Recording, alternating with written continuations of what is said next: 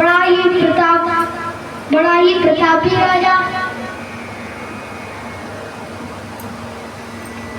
राजा नृग बहुत गौएं दान करता था, गोदान करता था, धन दान करता था, गोदान करता था। अब एक दिन एक महात्मा गौ लेने आए। अब राजा नृग ने कहा कि इनमें से कोई भी एक गाय छांट लीजिए।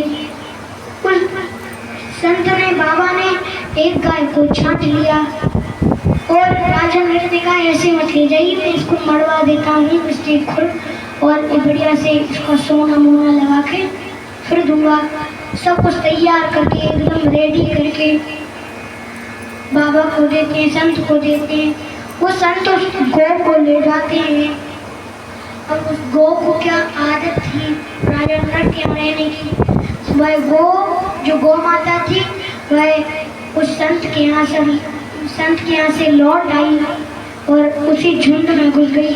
राजा नृग की गौ की गायों के झुंड में घुस गई। अब राजा नृग ने सोचा कोई बात नहीं, राजा नृग को पता नहीं था कि ये वही गाय है।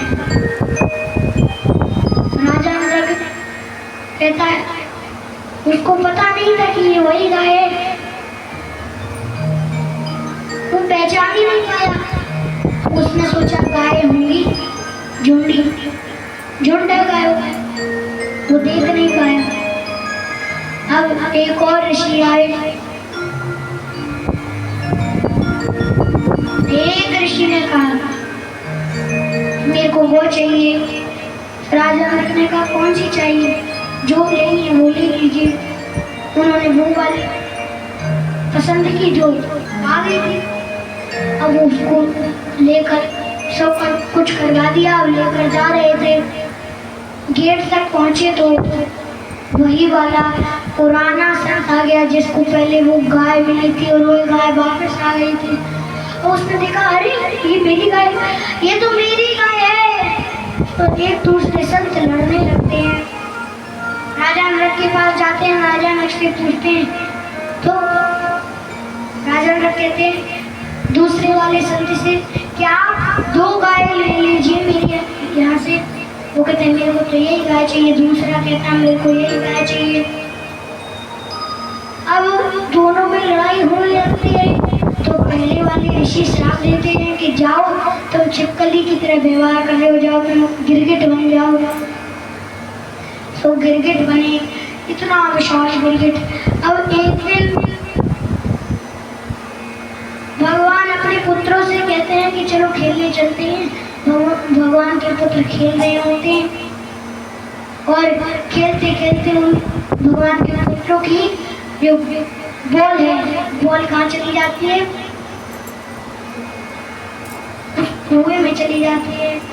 अब कुएं में से बॉल लाने के लिए देखा तो उन्होंने देखा इतना बड़ा गिरगिट। उन्होंने भगवान कृष्ण को बताया।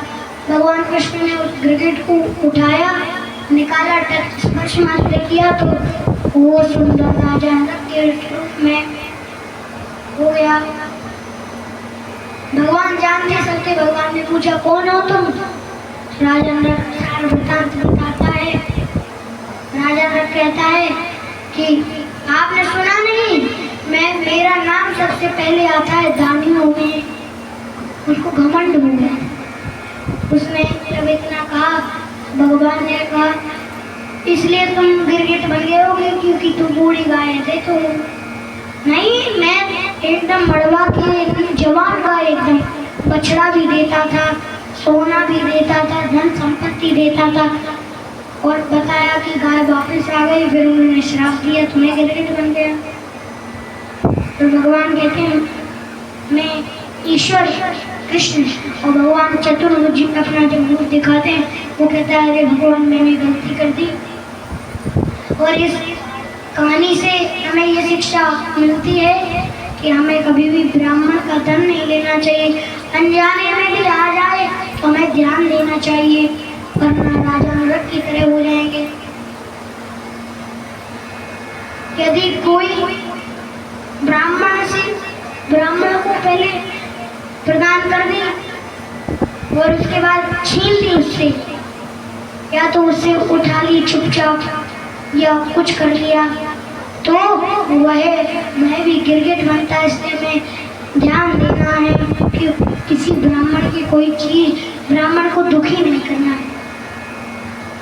अब इस प्रकार रावण की कथा आती है।